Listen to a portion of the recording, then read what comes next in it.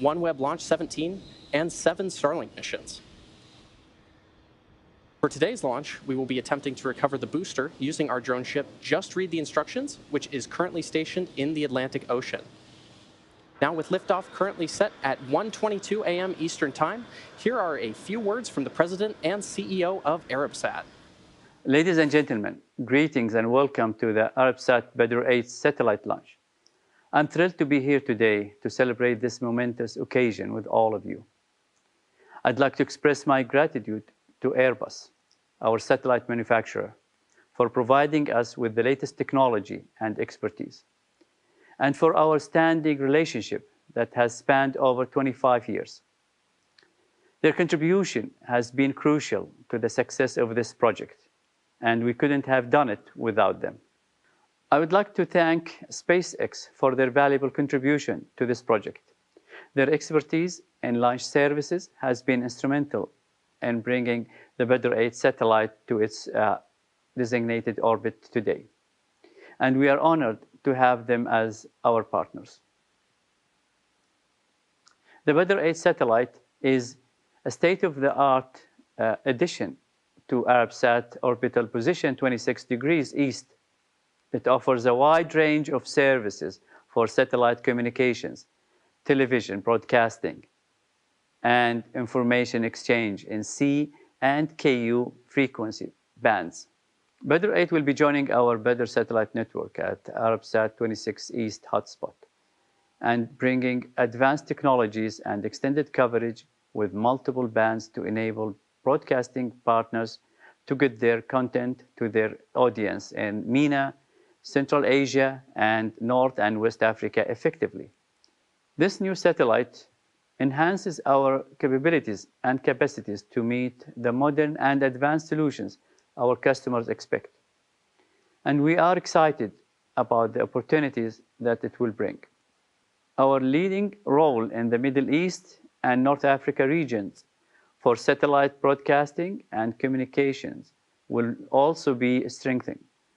The launch is one of Arabsat's most strategic projects, making significant milestones for our organization and the Arab world. This launch is one of Arabsat's most strategic projects, making a significant milestone for our organization and the Arab world. We are proud of our achievements, and we look forward to continuing to provide innovative and reliable satellite solutions to our customers. Thank you for joining us to this journey, and we are excited about what the future holds for Arabsat and our partners. Today's launch actually marks SpaceX's 125th launch from the pad you see on your screen. Stage 1, fuel load complete. Located at the north end of Cape Canaveral Space Force Station in Florida, Space Launch Complex 40, also referred to as Slick 40, previously supported Titan launches by the U.S. Air Force between 1965 to 2005.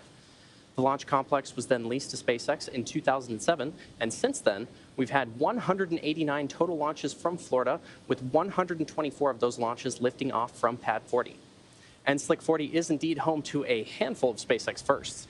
From this pad, we've seen the first flight of Falcon 9 and Dragon, the initial COTS, or Commercial Orbital Transportation Services flights that began in December 2010, the beginning of the Commercial Resupply Services, or CRS flights, with CRS-1 having flown in October 2012, and even the first flights of the landing legs and grid fins all happened from Space Launch Complex 40 in December of 2015.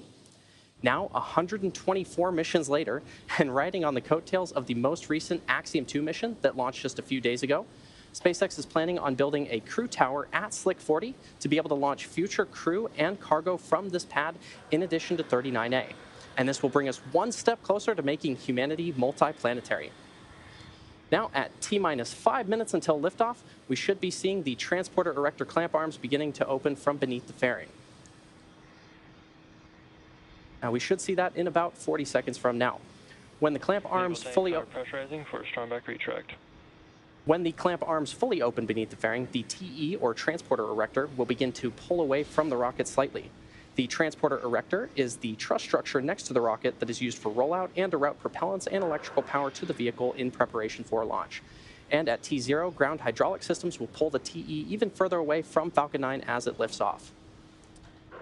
So watch on your screen for those clamp arms that'll open just below the payload fairing there.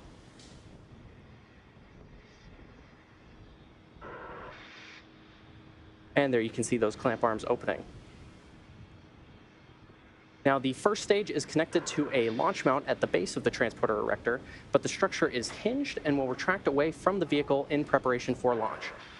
Now, while you may hear it referred to as the strong back from the launch team, but transporter erector is also used to refer to this structure. So we should be seeing that strong back beginning to recline here momentarily.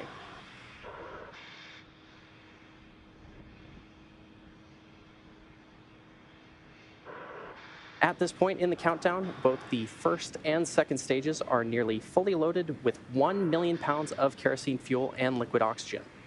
Both first stage and second stage should finish loading propellant about a minute. Hold. Launch abort is running. And as you may have heard, there was a hold called out over the nets. Give us a few moments, and we're going to check in with the team, listen in on the nets, and see if we can get some additional information to share with you.